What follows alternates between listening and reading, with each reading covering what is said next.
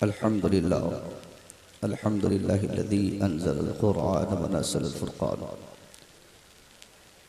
व अनअमा अलैना बिल ईमानी व तमलना बिल इहसान व सलातु व सलामु अला मन कान नबिय्युन व आदम बैनल माइ व तीन व अला आलिहि व अस्हाबिहि अजमईन अम्मा बाद फ़अऊज़ु बिल्लाहि मिनश शैतानिर रजीम बिस्मिल्लाहिर रहमानिर रहीम सुम्मा लतुसअलुन्ना यौमइज़िन अनिन नईम सदक़ल्लाहुल अज़ीम व सदक़ रसूलुहुन नबियुल करीम। दुरूद शरीफ पढ़ें। अल्लाहुम्मा सल्लि अला सय्यिदना शफ़ीना नबीना मुहम्मदिन बारिक वसल्लिम सल्लल्लाहु अलैहि वसल्लम अलैका या रसूलल्लाह सल्लल्लाहु अलैहि वसल्लम। आज हमारी तबाही की एक वजह यह भी है कि हम अपने बच्चों की तालीम पर, अपने बच्चों की तालीम और उनके एजुकेशन पर हमारी तवज्जो नहीं है। हमने अपने अजीजों की जिंदगी तबाह करने के लिए 10,000 कमाने की खातिर उनको दिल्ली, पंजाब, मुंबई, हरियाणा, कलकत्ता भेज दिया। बगल में किसी साहब का मकान बड़ा हुआ, हमारे दिल में ख्वाहिश बेदार हुई कि ये साहब मकान ऊंची करते जा रहे हैं, क्यों नहीं मेरा भी मकान इतना बड़ा हो, मेरी बिल्डिंग ऊंची हो जाए। अपने नौनिहालों को हम स्टॉप उनकी तालीम करवाकर, तालीम रोककर मैट्रिकुलेशन के बाद उनको दिल्ली भेज देते हैं। नतीजा निकलता है कि हमारा बेटा दिल्ली में 5 साल, 10 साल, 25 साल कमा लेता है, एक अच्छा सा घर तो हम बना लेते हैं, मगर अपने बच्चे की जिंदगी के साथ हम खिलवाड़ कर रहे होते हैं। जिसको अल्लाह ने कुव्वत दी है वो अपने बच्चों को तालीम दिलाए। कुव्वत तो सबको दी है, वो जमाना चला गया जब लोग खाने को तरसते थे। उस वक्त के लोग बोलते थे हमारा बाप पढ़ाया नहीं, इसलिए नहीं पढ़ाया, उनके पास पैसों की कमी थी, उनके पास जराए की कमी थी। लेकिन आज इस जमाने में एक मजदूर क्लास का आदमी आसानी से 500-700 रुपया पर डे कमाता है। मौलवी को छोड़कर दुनिया का सब अच्छा खासा कमा रहा है, सब लोग कमा रहे हैं। मगर उसके बावजूद इस जमाने में जबकि हर स्कूल, हर जगह स्कूल का इंतजाम, खाने का इंतजाम, किताब का इंतजाम सब मुकम्मल मुफ्त में, उसके बावजूद अगर हम अपने बच्चों को नहीं पढ़ाते हैं तो इसका मतलब है हम अपने समाज का बहुत बड़ा जालिम है जो अपने बच्चों के मुस्तकबिल से खिलवाड़ कर रहे हैं। आज हमारे पास एजुकेशन की ताकत आ जाए साहब, पूरी दुनिया वापस ये मानने को तैयार हो जाएगी कि आज भी मुसलमानों के अंदर वो कुव्वत है कि पूरी दुनिया को संभाल सकते हैं। मगर आप देखें कि कौन सा ऐसा मैदान है जिस मैदान में हमारे बच्चे सरे फेरिश्त है। IAS अगर बनते हैं, गैरों के बच्चे 98% उनकी फेरिश्त है और हमारे बच्चे 2-2.5%। IPS कितने बच्चे हमारे तैयार होते हैं, डॉक्टर, इंजीनियर, ये सारी चीजें, ये हाफिज और आलिम बनना तो बहुत दूर की बात है। तकरीबन पूरे हिंदुस्तान में मुसलमानों की जितनी तादाद है, मजमूई तादाद के एतबार से सिर्फ 4.5% बच्चे मुसलमानों के मदारिस से जुड़े रहते हैं। 4.5% बच्चे, इसमें वहाबी के बच्चे भी हैं, इसमें शियों के बच्चे भी हैं, इसमें देवबंदियों के बच्चे हैं, सिर्फ हम सुन्नियों के लिए हैं। सबको मिलाकर सर्वे का रिपोर्ट में बता रहा हूँ 4 से 5% बच्चे मुसलमानों के मदारिस से जुड़े रहते हैं, 4.5% बच्चे मदरसे में। उसके बाद वो आखिर मरहले तक पहुंचते पहुंचते तादाद हो जाती है 2%। 2% बच्चे हमारे हाफिज बनते हैं, आलिम बनते हैं। तो अब एक मुतालबा है समाज का कि जिस समाज में मुसलमानों के बच्चे अपने दीनी तालीम से, अपनी तालीम से, अपनी शनाख्त की तालीम से सिर्फ 2% बच्चे जुड़ते हैं, तो 98 बच्चों को कॉलेज का प्रोफेसर होना चाहिए, यूनिवर्सिटी का प्रोफेसर होना चाहिए, किसी मेडिकल कॉलेज का डॉक्टर होना चाहिए, किसी डिस्ट्रिक्ट का DM होना चाहिए, कहीं का IAS ऑफिसर होना चाहिए। मगर हम एक तायराना नजर डालें, इस हिंदुस्तान जैसी अजीमुशान मुल्क में हमने अपने मुल्क को कितना IAS दिया है, इस हिंदुस्तान में कितने ऑफिसर हमारे हैं। साहब मैं एक छोटा सा स्कॉलर हूं अपनी यूनिवर्सिटी का, मेरी यूनिवर्सिटी में 28 सीटें थी उर्दू डिपार्टमेंट में PhD और रिसर्च के लिए। मैंने जब अपना दाखिला लिया उसके बाद देखा कि उस पूरी यूनिवर्सिटी में 55 प्रोफेसर थे उसके तमाम कॉलेजेस मिलाकर 55 प्रोफेसर्स में मेरी तमन्ना थी कोई ऐसा प्रोफेसर मिल जाए जो हमारे हो, कोई ऐसा प्रोफेसर मिल जाए जो हमारी बोली बोलता हो, जो हमारा नजरिया रखता हो। मगर उस अजीमुशान यूनिवर्सिटी में मैं तलाशता हार गया। अंतिम में सरकार ताजुल शरिया पर लिखने के लिए जब मैं राजी हुआ और प्रोफेसर को राजी किया, उस प्रोफेसर का जब अकीदा मैंने चेक किया, वक्त का सड़ा हुआ वहाबी था। मैं मजबूर था साहब, मेरे पास ऐसे लोग थे नहीं जिसकी निगरानी में मैं पीएचडी कर सकता था। कोई ऐसा डिपार्टमेंट देखा जाए जिस डिपार्टमेंट में हमारे बच्चे हो। अभी हम लोग आए पूर्णिया से आते करम यहाँ मधुबनी अंदर घुसते घुसते तक एक भी मस्जिद लबे रोड हमारी नहीं थी। हम लोग असर की नमाज पढ़े उनकी मस्जिद में, जोहर का अगर वक्त होता तो भी उन्हीं की मस्जिद में पढ़नी पड़ती नमाज। मगर हमने क्या किया अपने समाज के लिए? आज हमारी सारी तवज्जो सिर्फ जाती तौर पर अपने लिए बिल्कुल फरोग पाती जा रही है। हमारे बेटे का मकान अच्छा हो, हमारा बेटा उम्दा कपड़ा पहन ले, हमारा बेटा पटना में घर बना ले, हमारे बेटे की जमीन गांव में 3-4 जगह होनी चाहिए, जिसके नतीजे में एक बाप अपनी जिंदगी की आखिरी कुर्बानी तक पेश करके अपने बच्चों के लिए महंगा मकान, महंगी जमीन खरीदने पर तवज्जो देता है। उस बाप को इसका एहसास तक नहीं जिस मजहब का उसने कलमा पढ़ा, जिस मसलक का वो मानने वाला है। पूरी लाइफ में उस बंदे ने अपने मसलक के लिए क्या किया, अपने मजहब के लिए क्या किया। आदमी वो कामयाब नहीं जो सिर्फ अपनी फिक्र रखता हो, 100% वो कामयाब है जिसको अपनी फिक्र के साथ जिसको अपने समाज की भी फिक्र रहती हो, जो अपने समाज के ताल्लुक से सोचता रहे मेरा समाज कैसे तरक्की करे, मेरी आबादी कैसे आगे बढ़े, मेरा समाज कैसे फरोग पाए, समाज के बिछड़े हुए बच्चे कैसे आगे बढ़े। हमारे पास पैसा होता है, हम अपने बच्चों को आसानी से उनकी तरक्की के लिए आगे बढ़ते हैं। मगर जब हमसे कल मैदान महशर में अल्लाह पूछेगा, बंदा मैंने तुझे करोड़ों का मालिक क्यों बनाया था? इसलिए नहीं बनाया कि तू सिर्फ अपनी औलाद पर तवज्जो दे, अपने ऊपर ध्यान दे। अरे तेरे समाज में गरीबों के बच्चे तालीम के लिए तरफते रह गए, उनके बाप के पास वो वसाइलो जराए नहीं रहा जो अपने बेटे को हाफिज कुरान बना सकता था, आलिम दीन बना सकता था, वो अपने बेटे को पढ़ा सकता था, वो डॉक्टर इंजीनियर बना सकता था। मैदान महशर में अल्लाह हमारे करोड़ों रुपयों का जब हिसाब मांगेगा, अगर उन करोड़ों रुपयों में से हमने अपने समाज के लिए, अपनी आबादी के लिए, अपनी सोसाइटी के लिए, अपने गांव और अपनी कौम के लिए अगर हमारा पैसा खर्च नहीं है, हमने अपनी ताकत को सर्फ नहीं किया है, कल मैदान महशर में हमारे रुपयों को आग का लगाम बनाकर अल्लाह हमारे गर्दन पे डालेगा। आग का जंजीर की शक्ल देकर हमारी गर्दन पे डालकर हमको सजा देगा। हमको इसकी फिक्र होनी चाहिए। अल्लाह ने ताकत दिया है तो ताकतों का इस्तेमाल अल्लाह के बंदों के लिए, अल्लाह ने कुव्वत दी है, कुव्वत का इस्तेमाल दूसरों के लिए होनी चाहिए। ये मौलाना मकसूद साहब हमारी जमात के एक ऐसे आलिम, कितनी ताकत इनके पास है। उनको एक बार ठोकर कायदे से कोई ताकतवर शख्स मार दे तो 5 बार ये शख्स गिरेगा। मगर इनकी इतनी मुख्तसर सी लाइफ क्या इनके पास है? सही से रहने का अपना घर भी नहीं, एक मुश्किल से एक जगह जमीन इनको मिली, ऊपर अपने रहने का इंतजाम किया। मगर इसने अपने रहने के साथ साथ इनकी फिक्र इस तरफ बढ़ती रही कि ऊपर मैं रहूंगा, नीचे वो रहेंगे जो कुरान पाक पढ़ा करेंगे, समाज के दूसरे बच्चे रहेंगे।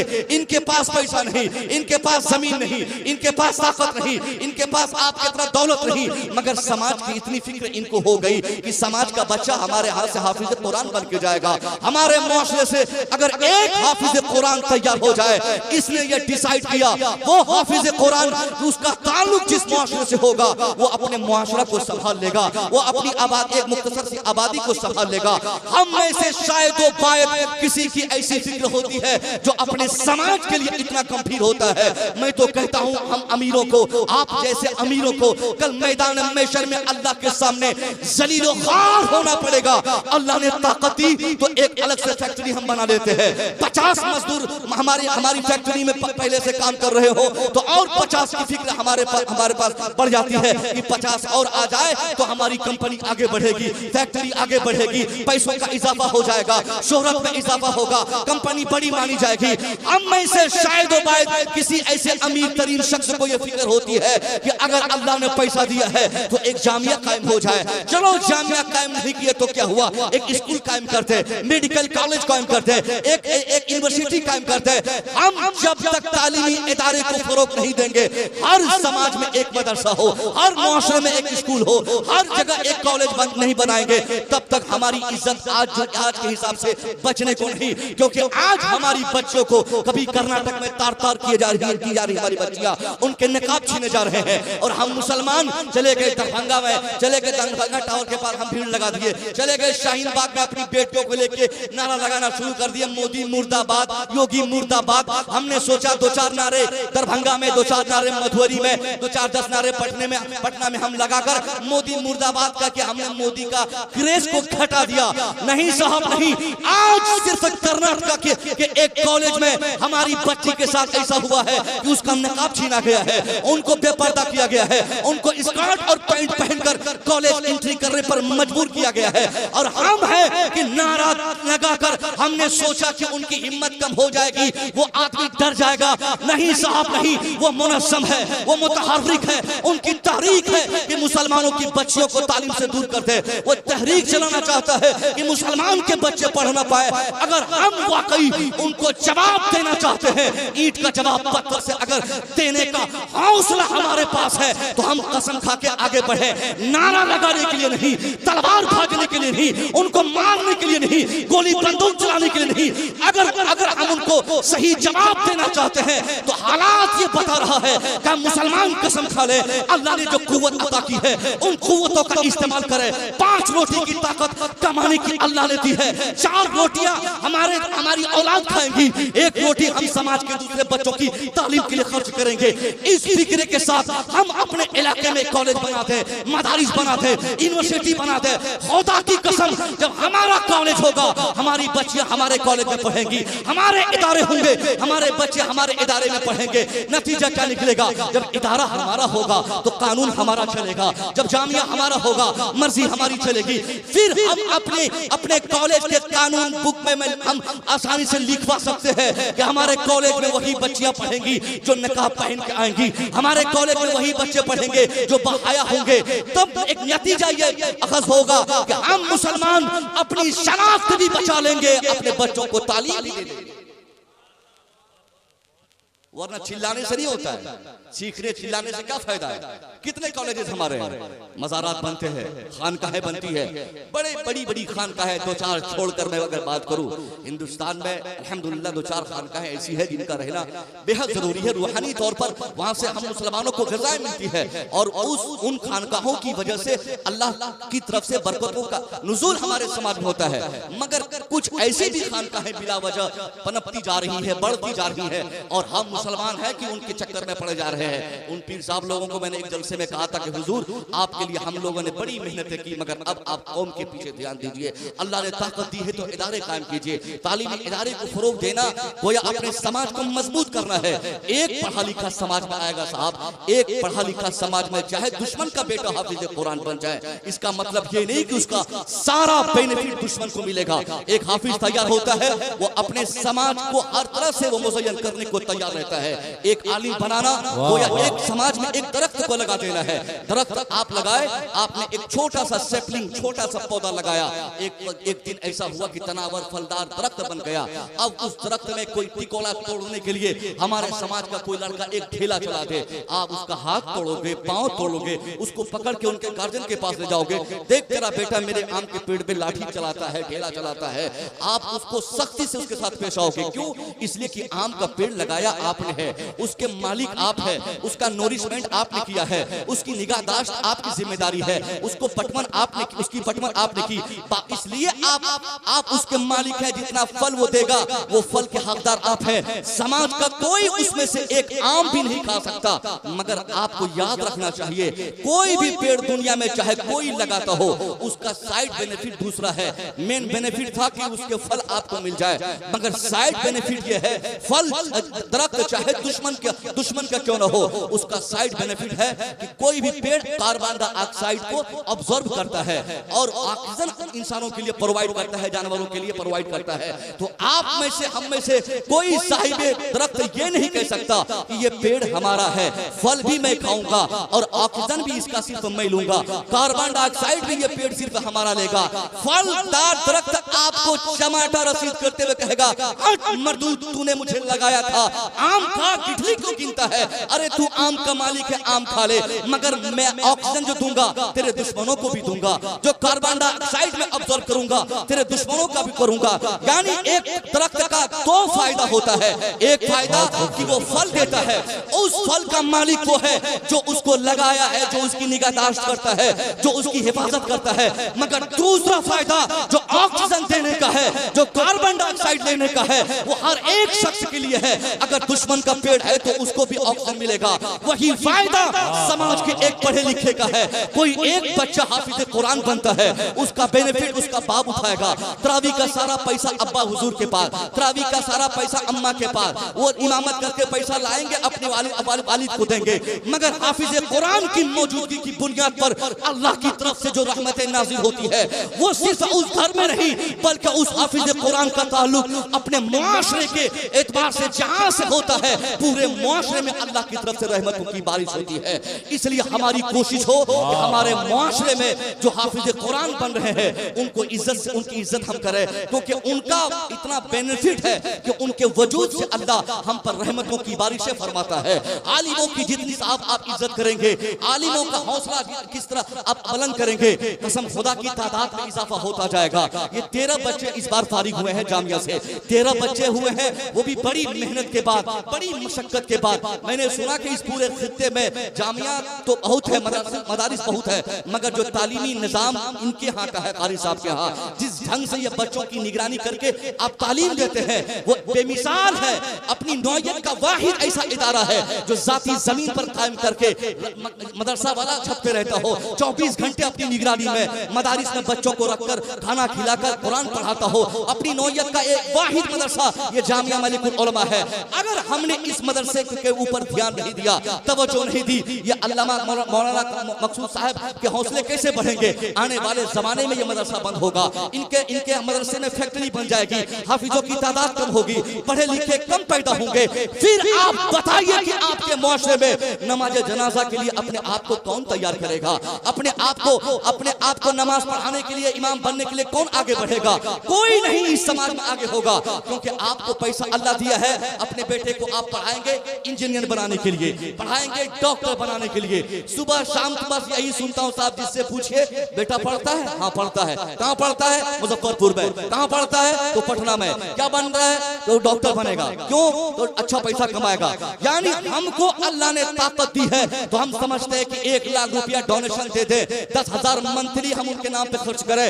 अच्छा डॉक्टर बनकर हमारा बेटा जब आंगन में आएगा 5 लाख 10 लाख पर मंथ कमाएगा। वही डॉक्टर, वही इंजीनियर, वही प्रोफेसर, वही IAS, वही IPS कौन है हमारे समाज में इल्ला माशाअल्लाह जो ये सोचता हो कि हमारा बेटा डॉक्टर नहीं हाफिज कुरान बने, हमारा बेटा डॉक्टर नहीं इंजीनियर बने, हमारा बेटा डॉक्टर नहीं। हालांकि डॉक्टर बनना भी जरूरी है, मगर आजकल के डॉक्टर, आजकल के इंजीनियर्स की आप तारीख पढ़े, इतिहास पढ़े, आप बहुत डॉक्टर बोलते हैं।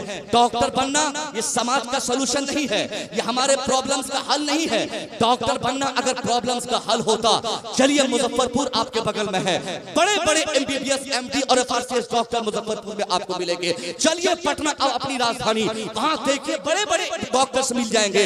मगर अगर डॉक्टर बनने से एक आदमी अपनी समस्याओं से उलझी हुई बातों से वो निकल जाता, अपने समस्याओं से लड़ जाता और वो प्रॉब्लम्स का हल तलाश कर लेता, तो वो डॉक्टर जिनके पास MBBS की डिग्री है, जिनके पास MD की सर्टिफिकेट है, बावजूद इसके उनके चंबर में जाके आप तलाश करेंगे, सबसे बड़ा समाज का चोर आपको वही मिलेगा, डाकू वही मिलेगा। गरीबों का खून चूसने वाला MBBS डॉक्टर, गरीबों को और ज्यादा गरीब करने वाला MBBS डॉक्टर, किसी बेचारे को हॉस्पिटल में पाकर पैसा ऐंठने के चक्कर में उनका पेट फाड़ने वाला बिला वजह एक MBBS डॉक्टर।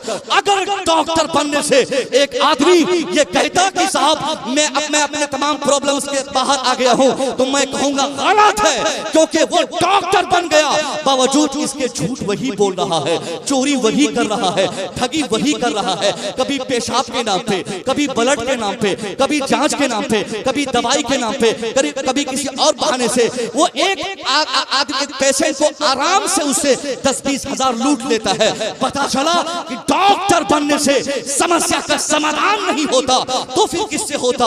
बच्चों को क्या बनाना चाहिए? इंजीनियर बनाना चाहिए। मैं कहूंगा नहीं साहब, इंजीनियर बनाने से भी अगर हम समस्याओं से बाहर आ जाते तो ये सारे इंजीनियर्स जिनकी वजह से, ये चोरी की वजह से बड़े बड़े पुल ध्वस्त हो जाते हैं, बड़े बड़े मकानात 1 साल 2 साल में गिरते हुए नजर आते हैं, ये किसकी वजह से है? वही नाबालिग नापाक ज़हन के इंजीनियर के एक दस्तखत की वजह से है। एक दस्तखत किया, 5 लाख मिला, गलत मटेरियल से पुल बना, उसको आउट ओके कर दिया।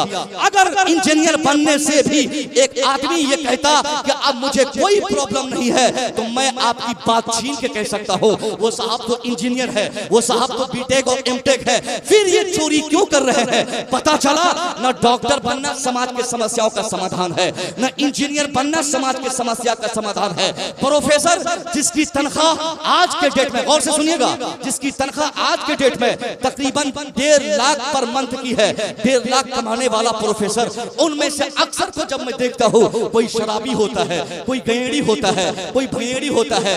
एक नंबर का समाज का चोर इंसान, काम चोरी की लत जिनको लग जाए उसी को प्रोफेसर बोला जाता है। प्रोफेसर का एक डिफिनेशन उनके एतबार से ये भी है, बगैर पढ़ाई जिनको तनख्वाह मिले उसे प्रोफेसर कहा जाता है। महीने में एक बार 1 घंटा के लेक्चर देकर 1 लाख रुपया जो ऐंठ ले उसे प्रोफेसर कहा जाता है। हमारा प्रोफेसर जिसके अंडर में पीएचडी कर रहा हूँ, इनकी निगरानी में, वो अपने समाज का इतना गंदा इंसान है क्योंकि अब मुझे बोलने में कोई संकोच नहीं, उनसे मेरा सारा काम हो गया, सारा दस्तखत मैंने उनसे हासिल कर लिया है, अब मुझे कोई खौफ नहीं कि मेरा क्या कर लेगा। मैं उसको एक दिन शाम को कहा कि जनाबे वाला आप प्रोफेसर हैं, रिटायर्ड है, आपको 1 लाख पर मंथ पैसे मिल रहे हैं, बावजूद इसके ये आप नशे की हालत में ये क्या आप कर रहे हैं? सर आपको तो शर्म आनी चाहिए, अब तक आपने जो किया सो किया, कम से कम एक जिम्मेदार आलिम को आपकी निगरानी आप फरमा रहे हैं, कम से कम मेरी वजह से भी तो आपको शराब से दूरी अख्तियार करनी चाहिए। उसने कहा मुसव्विर, मैं जिस शाम को पीता नहीं हूँ मुझे ऐसा लगता है कि आज मैं मर जाऊंगा, मैं जीने के लिए, जिंदा रहने के लिए पीता हूँ, मैं आपसे इंसाफ चाहूंगा। प्रोफेसर है, 1 लाख कमाता है मगर सुकून नहीं है, डॉक्टर है 5-10 लाख पर दिन पर डे कमा लेता है मगर सुकून नहीं है, एक इंजीनियर है 2-4-5 लाख एक पैकेज में कमा लेता है मगर सुकून नहीं है। पता चला डॉक्टर बनना, इंजीनियर बनना, प्रोफेसर बनना समाज के समस्या का समाधान नहीं हो सकता, तो समाधान मिलेगा कहां? चलो जामिया मलिकुल उलमा आ जाओ, मैं आपको दिखाता हूं मदरसा, यहाँ पढ़ने वाले बच्चों से आप मिल ले, यहाँ पढ़ाने वाले असातिज़ा से मिल ले, इनकी तनख्वाह 5,000 होती है मगर इनसे आप पूछे कि जनाबे वाला 5,000 तनख्वाह आपकी है, आप अपनी लाइफ से कितना खुश है? जवाब मिलेगा जनाबे वाला, मैं अपनी लाइफ से उतना खुश हूँ जितना खुश की वक्त का बादशाह भी अपनी लाइफ में नहीं हो सकता। मेरी जिंदगी इसलिए आगे नहीं बढ़ती कि मेरी कमाई कम है, मैं इसलिए जिंदा हूँ, मैं अपने घर का अमीर आदमी हूँ, मेरे पास भी जायदाद है, मेरे पास भी प्रॉपर्टी है। इनमें से सारे उलमा, इनमें से अक्सर मैं बात कर रहा हूँ, कोई लखपति का बेटा है, किसी का बाप दिल्ली में फैक्ट्री में रहता है, किसी का बाप सर्विस में रहता है, बावजूद इसके कोई मस्जिद में, कोई मदरसे में नमाज पढ़ के इस्लाम बचा रहा है। ये इनकी खुराक है। हमको आपको इसकी फिक्र नहीं, हम तो अपने बेटे की फिक्र में है, हम तो अपनी कंपनी की फिक्र में है। अगर कौम की फिक्र आज के डेट में किसी शख्सियत के पेशानी पर अगर देखी जाती है तो कोई और नहीं, वो हमारे समाज के आलिम दीन होते हैं। उनकी एक ही फिक्र है, तनख्वाह चाहे 5,000 मिल जाए, कमाई चाहे 2,000 हो, उससे कोई मतलब नहीं। समाज बचना चाहिए, इस्लाम बचना चाहिए, कुरान की तालीमात आम होनी चाहिए, फरमाने मुस्तफा पर अमल होना चाहिए। यही वजह है बड़े घर के बच्चे भी अपनी कमाई को लात मार के, अपनी दौलत को लात मार के मस्जिद में 5,000 लेकर 5,000 तनख्वाह पाकर अल्लाहु अकबर की सदाएं बुलंद करते हैं। वो अपनी तमाम ताकतों को सिर्फ इस्लाम के लिए, इस्लाम की तबलीग के लिए झोंक देना चाहते हैं। आपसे पूछता हूँ, क्या आपने इस्लाम के लिए क्या किया? हमने इस्लाम के लिए कुछ नहीं किया। आज के डेट में 100% इस्लाम की खिदमत अगर किसी किसी से हो रही है तो वो कोई और नहीं, वो उलमाए दीन है जो मदरसों से जुड़े हैं। अपने सरों पे बोरियां उठाकर वो चंदा मांग मांग कर सेठों की गालियां बर्दाश्त करके हमारे उलमा ने 50-50 रुपया के खातिर कई बार दरवाजे पर खटखट आपने लगाई ताकि अंदर से कोई आवाज, अंदर से कोई दरवाजा खोले, उसके बाद 10 रुपया 20 रुपया में मांगू और वहां से खाली झोली खाली हाथ उनको वापस आना पड़ा। किसके लिए? ताकि कुरान की तालीमात बची रहे, मदरसा बचा रहेगा, मुसलमान जिंदा रहेगा, मदरसे की इज्जत बचेगी, मुसलमानों की इज्जत बचेगी। आप पूछिए साहिब स्पेन से, स्पेन में क्या हो रहा है? कितने मुसलमान स्पेन में है? कितनी मसाजिदें स्पेन में है? कितनी मदारिस स्पेन में है? वो कौम तबाह हो जाती है जिस कौम का मेयार उसके मजहब के मुताबिक न हो। आज हम में से अक्सरों का मिजाज मजहब से खत्म हो चुका है। हमने अपना ज़हन अलग कर लिया है, हमने अपने मजहब से अपना नाता तोड़ दिया है। सिर्फ ये उलमा के एहसानात है, ये हर वक्त चंदा की बात करेंगे, हर वक्त कहां से बच्चों के लिए दाल का इंतजाम हो, कहां से रोटी का इंतजाम हो, कहां से सब्जी का इंतजाम हो, कहां से असातिज़ा की तनख्वाह का इंतजाम हो। हम हैं कि 10 रुपया देने की ताकत हमको नहीं और 50 बार बोलेंगे कि मकसूद मियां का मकान बड़ा हो गया, बहुत ठग रहा है, अपना रहने का इंतजाम ऊपर में, बच्चों का इंतजाम नीचे में किया, चंदा करके मदरसा बनवा लिया है, बाकी 2-4 साल के बाद बच्चों को भगा देगा, पूरा मकान इनका होगा। ये सिर्फ हम जैसे नापाक लोगों की फिक्र हो सकती है। अरे जो काम अमीरों को करना चाहिए था, क्या लदौत में और अमीर नहीं है? क्या ये मोहम्मदपुर में पैसे वाले नहीं है? क्या ये दरभंगा मधुबनी और इस इलाके में और लोग नहीं थे जिनका ज़हन ये बन सकता था वो अपनी जाती जमीन पर मदरसा बना सके? मगर सब जानते थे, मगर कोई करना नहीं चाहे। एक मर्द मुजाहिद तैयार हुआ तो 50 दुश्मन तैयार हो जाएंगे। क्यों दूंगा पैसा उनके मदरसे की ईंट के लिए? मदरसा बनेगा, बच्चों को भगा देगा, वो अपनी फैक्ट्री खोल लेगा। अरे नापाक इंसान, कम से कम आखिरत की फिक्र कर। कल मैदान महशर में अल्लाह अगर आपसे पूछेगा कि एक मकसूद तैयार हुआ कुरान की तालीमात को आम करने के लिए, तुम में से कितनों ने इनकी पुष्ट पनाही की, किन किन लोगों ने इनके पीठ पर हाथ दिया?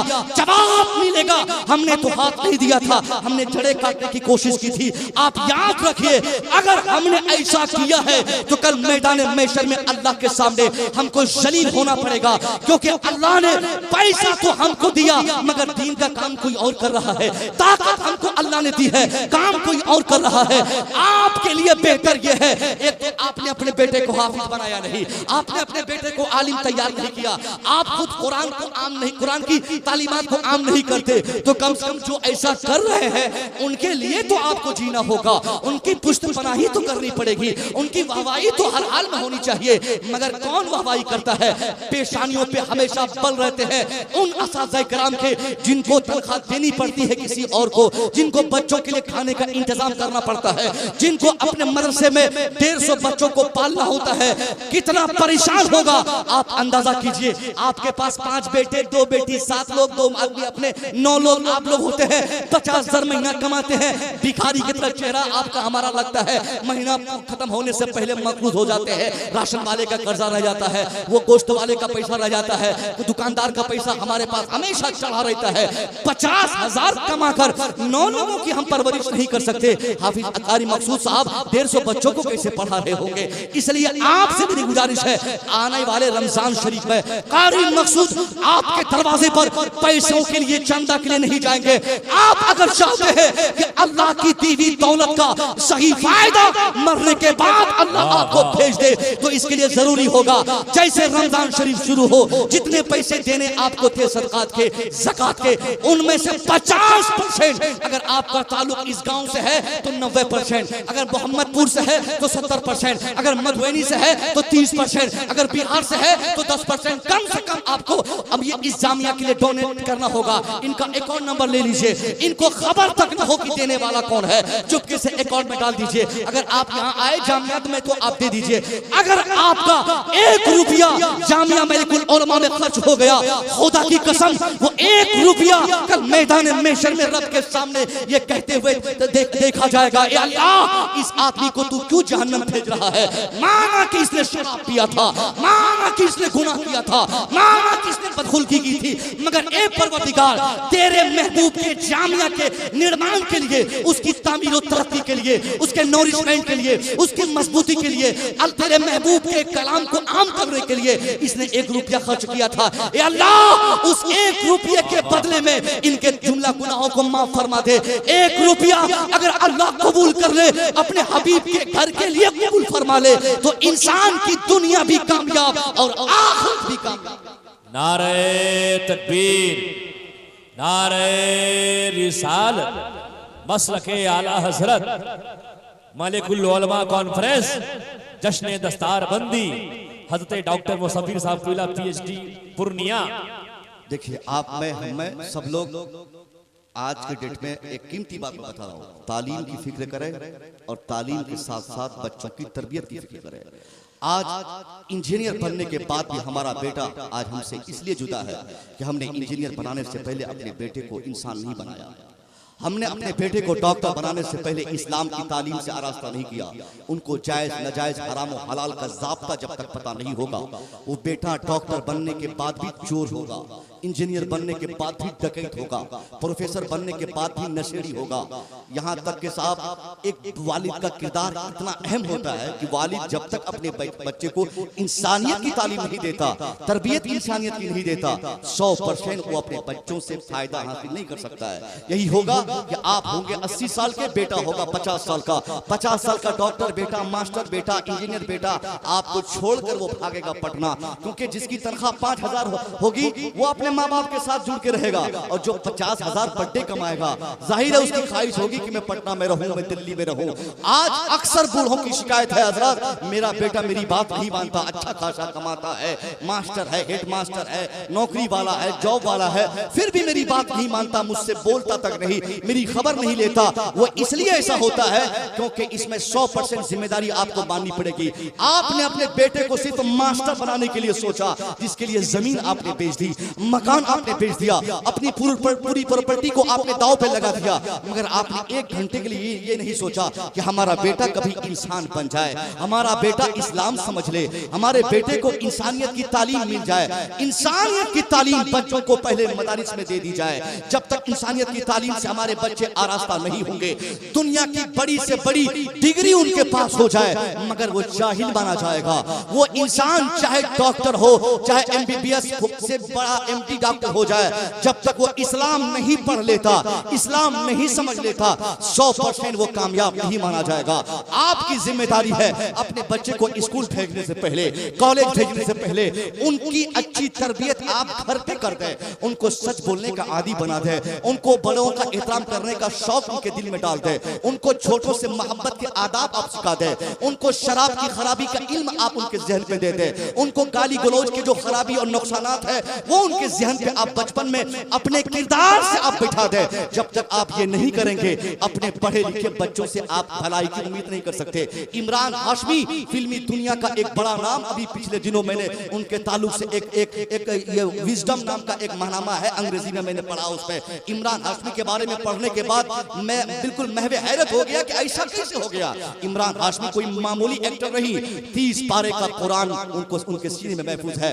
मुकम्मल हाफिज कुरान जो एक्टर है उन्हीं में से एक नाम इमरान हाशमी का है।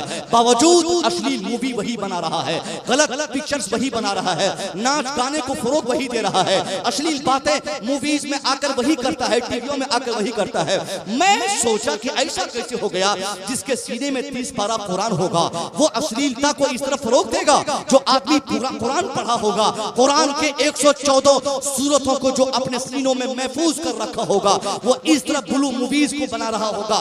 बाद में पता चला ये इसलिए हो रहा है, इमरान हाशमी 30 पारा हिफ्ज़ तो जरूर, कुरान तो याद जरूर किया, मगर 30 पारा पढ़ने के बाद भी, कुरान को हिफ्ज़ करने के बाद भी कुरान की अजमत को हासिल करने से महरूम हो गया। इसलिए साहब क्योंकि उनकी माँ पहले से नचनिया थी, उसका बाप पहले से एक्टर था। तो माँ नचनिया होती है, बाप एक्टर होता है, माँ नशेड़ी होती है, बाप गईगड़ी होता है। तो बेटा हाफिज कुरान कुरान भी बन जाए तो उससे कोई फर्क नहीं पड़ता, क्योंकि उसके घर का माहौल खराब है। उसको तरबियत कहां से मिलेगी, इस्लाम कहां से सीखेगा? इस्लाम की तरबियत देने वाले जो माँ बाप होते हैं, उनका ताल्लुक अगर पहले से ही इस्लाम से कट चुका हो, वो अपने बेटे को मुसलमान नहीं बना पाएगा।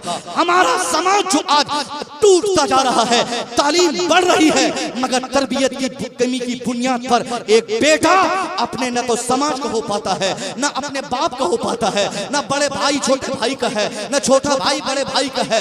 वजह तालीम आगे बढ़ रही है, तरबियत हम उसकी नहीं कर पा रहे हैं। आपकी जिम्मेदारी है अपने बच्चों की सही तरबियत के लिए आप सबसे ज्यादा संजीदा हो जाए, उसको पहले मदरसे में डाल दे, दो चार पारे कुरान पढ़वा दे, दो चार हदीस उनको याद करवा दे, दो चार किताब ये शरई किताब की नॉलेज उनके ज़हन में आ जाए।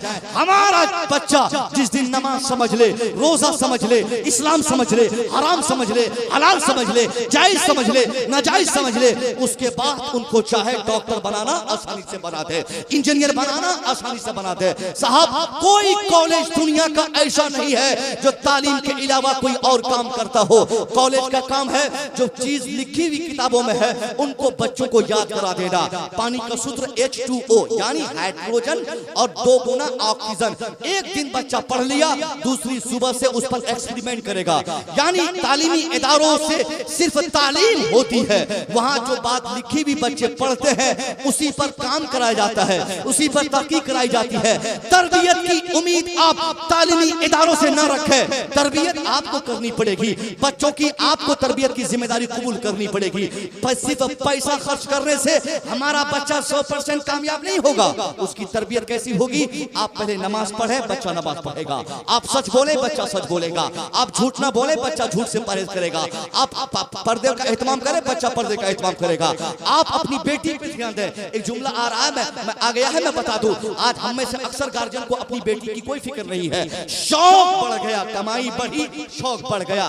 15 साल का बेटा हुआ नहीं, A1 का 25,000 का मोबाइल उसको पकड़ा दिया।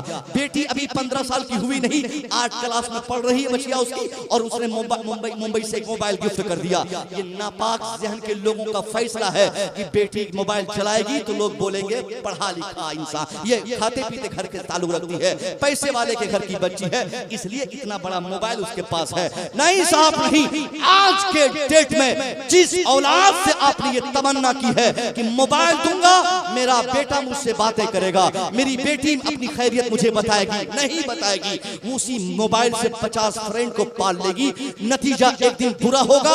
आपको रोते हुए भी आंसू नहीं मिलेंगे कि कहां से आंसू लाऊं, क्योंकि आपने बचपन में ही अपनी बेटी के हाथ में गलत तरबियत का असर जो हुआ है उसकी वजह आपने मोबाइल पकड़ा दिया। अब उससे व्हाट्सएप चलाकर, फेसबुक चलाकर, दूसरों से बातें करके आपकी हमारी बच्चियां 50-50 फ्रेंड पाल लेंगी। नतीजा क्या निकलेगा? आपके कंट्रोल से आपकी बेटी बाहर चली जाएगी। आप दिल्ली में रहोगे, 10 बजे रात में वो अपने फ्रेंड के साथ होटल शेयर करेगी। वो पूरा दिन किसी और के साथ कॉलेज और ट्यूशन के नाम पे बाहर जाकर घूमेगी, अय्याशियों को फरोग देगी। इसके पीछे कौन जिम्मेदार है? क्या मोबाइल खरीद के देने वाला बाप जिम्मेदार नहीं है? मोबाइल गिफ्ट देने वाला भाई जिम्मेदार नहीं है? कितनी शादियां साहब रद्द हो गई है, बच्चों की शादी लग गई, अभी निकाह हुआ नहीं, लड़कों का शौक बढ़ा कि ये लड़की मेरी बीवी 6 महीने के बाद बनेगी, सऊदीया से एक मोबाइल भेज दिया। लड़की भूल जाती है, कह रहे कितना प्यार कर रहा है मुझसे, ये अभी शादी भी नहीं हुई, मोबाइल भेज दिया। और माँ बेचारी बच्ची की माँ छूट देती, जाओ आज हो ना हो कल तो शादी हो ही जाएगी। पूरी रात वो लड़का अभी बिन ब्याही लड़की से बात कर रहा है। एक माँ अपनी बेटी को आजाद कर रखी है, बाप देखता है कि मेरी बेटी अभी निकाह के अंडर आई नहीं, बावजूद ये 24 घंटे होने वाले शौहर से बात कर रही है, जबकि शरई एतबार से इसलिए इसको हराम करार दिया गया है क्योंकि अभी जब निकाह हुआ नहीं, इजाब कबूल हुए नहीं, निकाह के शराइत पाए नहीं गए, कैसे वो हमारी बेटी का शौहर हो गया? कैसे वो उससे हमारी बेटी बातें करेंगी? मगर होता क्या है, मगरिब की अजान के बाद बात शुरू हुई, फजर के टाइम तक बातें हो रही है। 6 महीने अभी हुए नहीं, एक दिन लड़का अल्टीमेटम देता है, 9 बजे तू मुझे फोन करना, अभी मैं ड्यूटी में जा रहा हूँ या अभी ड्यूटी से आके सो रहा हूँ। 9 बजे ठीक अगर लड़की ने मिस कॉल नहीं किया, लड़का ने फोन कर दिया और ठीक उसी टाइम उसका फोन किसी और से बात करने में इंगेज बताता हो, खाला का फोन आ जाए, खालू का फोन आ जाए, चचा का फोन आ जाए, आधे घंटे तक औरतों को क्या पता चलता है कि इनका फोन आ रहा है, काट दूंगा, वेटिंग में है, ये है। आधे घंटे तक बात हो गई, लड़का बिल्कुल सऊदीया में जलकर आग बगोला है, वहां से बोलता है जल्दी काट, मैं तुमसे बात करता हूँ। फौरन आधे घंटे पे फोन लगाएगा। उसके बाद इतनी बुरी बुरी भद्दी भद्दी उन बिन बिहाई बच्चों को गालियां देता है, कहां बात कर रही थी, क्यों तेरा मोबाइल इंगेज था, जाम मैं तुझसे शादी नहीं करूंगा, तुम बहुत नापाक हो, तुम भगोड़ी हो, तुम दूसरों से फंसी हो। 50 गालियां उन बिन बिहाई बच्चों को सुनने पर हम जैसे बाप ने मजबूर किया है। जब निकाह हुआ नहीं, क्यों हमने उसको आजाद छोड़ दिया, क्यों उसके साथ होटल में बात करने के लिए हमने आजाद किया, किस चीज का होने वाला शौहर। अरे जब निकाह होगा, जब शादी होगी, तब देखा जाएगा, तब वो मेरा दामाद होगा। अभी बात करना एक सेकंड के लिए भी देखने के बाद, यानी पहली नजर जब देख ले, कबूल हो जाए, हाँ शादी हो जाएगी, उसके बाद खलवत हराम, उसके बाद खलवत में बातें हराम।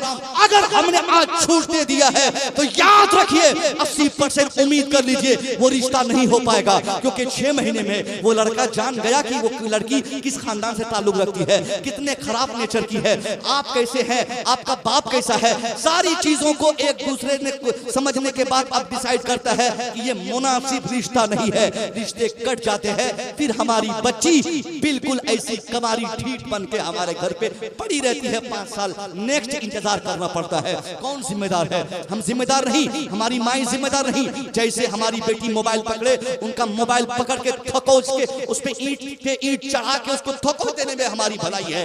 आज 25,000 का मोबाइल टूटेगा, मगर नतीजा निकलेगा 1 करोड़ की लाइफ और 25 करोड़ का मुस्तकबिल हमारी बच्ची का महफूज हो जाएगा। हम बाप ऐसा करते नहीं। मोहब्बत को फरोग देने के लिए, मोहब्बत को डेवलप करने के लिए हमने अपनी बेटी को छूट दे दिया है। नतीजा आज धीरे धीरे निकलता जा रहा है।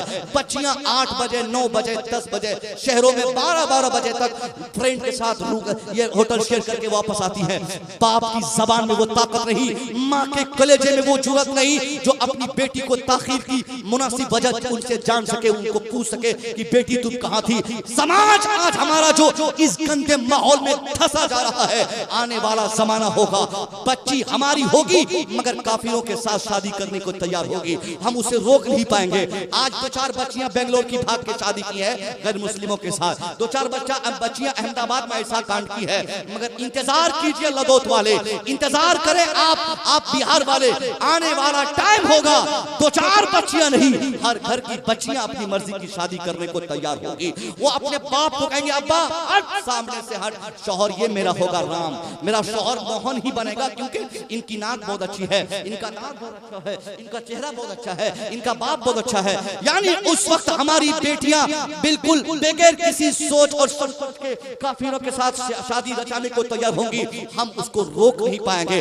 अगर हमने रोकना है, अगर हमने कुछ करना हमें करना है, तो इसके लिए एक ही शर्त है कि अभी हम अपनी बच्चों की ऐसी बेहतर तरबियत कर दे, हम अपनी बेटी को इस्लाम सिखा दे, अपनी बेटी को हया दे दे, हया का पैगाम दे दे, उनकी एक्टिविटीज चेक करे कि हमारी बेटी किससे बात कर रही है, किसके साथ मोबाइल पे चैटिंग हो रही है, किसके साथ फ्रेंड बनी हुई है, किसके साथ व्हाट्सएप पे बातें कर रही है। कामयाब और जिम्मेदार गार्जियन की यही जिम्मेदारी है, वो अपनी औलाद की फिक्र करे कि उसका बेटा जाता कहाँ है, आता कहाँ से है, उसका दोस्त कौन है, वो किसके साथ बैठता है। जब तक आप इन सारी चीजों पर ध्यान नहीं देंगे, तवज्जो नहीं देंगे, तब तक अपनी औलाद से भलाई की उम्मीद आपको तैयार देनी पड़ेगी, क्योंकि जो बच्चे तरबियत अच्छी नहीं पाएंगे तो वो तरबियत याफ्ता नहीं कहलाएंगे। उसके बाद नतीजा निकलेगा बुढ़ापे में आपको आपका बेटा जूता मारने को तैयार होगा।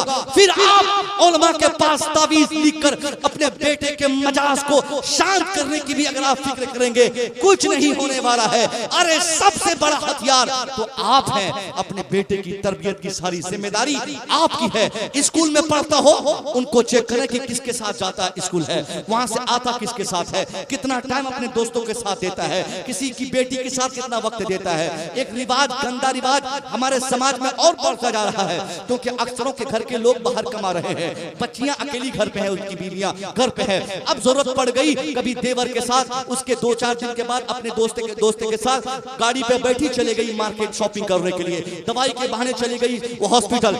ये समाज में इतना गंदा सिस्टम फरोग हो रहा है साहब। हम कह रहे हैं आपको, हमारा देवर हो, हमारी बच्ची में से किसी का देवर हो, देवर के ताल्लुक से भी इस्लाम ने खलवत को हराम करार दिया है। देवर भाभी अकेले में 1 सेकंड भी रह जाए, तन्हाई में खलवत में रह जाए तो वो हराम है। जब अपना देवर के साथ तन्हाई गुजारना हराम है तो अपने दोस्तों के साथ हमने अपनी बीवी को बाइक पे जाने की इजाजत कैसे दे दी? हमने अपनी बहू को अपने दूसरे रिश्तेदार के साथ टेम्पो पे जाकर दवाई लेकर आने की इजाजत कैसे दे दी? ये इतने अच्छे लोग नहीं है। वली सिफत कौन है? सबकी निगाह है बदमाश है, उनकी बदमाशी करेंगी उनकी निगाह है। इसलिए कुरान ने सबसे पहले मर्दों की निगाहों को टारगेट करते हुए कहा है कि तुम अपनी निगाहों को नीचे, अल्लाह ने फरमाया महबूब आप अपनी उम्मत को कहिए कि वो लोग अपनी निगाहें नीची करके रखे, क्योंकि मर्दों की निगाहें बहुत खराब होती है। बेटी चाहे जिसकी हो गलत निगाहों से देख लेना, बच्ची चाहे जिसकी हो गलत तरीके से देख लेना। एक दोस्त हमारे अभी कोचिंग कराते हैं ये पूर्णिया में, उनके पास 450 बच्चियां पढ़ती है। अभी पिछले दिनों उन्होंने कहा कि हजरत एक समाज का दो ऐसा बुड्ढा है, सुबह 7 बजे से 12 बजे तक जब तक कोचिंग में तालीम होती रहती है, बच्चियां आती जाती रहती हैं। होटल में आकर 2 महीने से गांव का 2 बुड्ढा उसी होटल में चचरी पर मचान पे बैठा रहता है।